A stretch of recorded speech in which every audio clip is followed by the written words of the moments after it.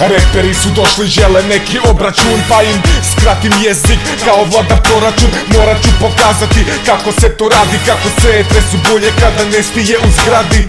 Kad sam upo sa svojom ruljom, počeli orgazmi kad sam uključio turbo. Pun ton u suton i punom rutom, čaga cijelim klubom kada radimo to grubo. Radimo biznise, vidi se, možeš da stidiš se, grizi se, dok nam brate praznimo listice.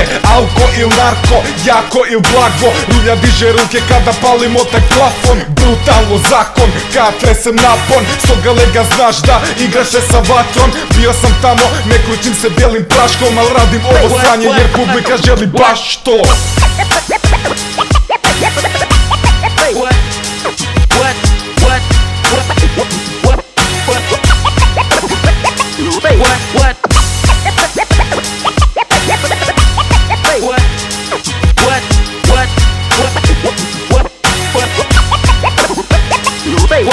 MC jedan od onih predstavnika kulture koji piše svoje i tuđe osjećaje na papire.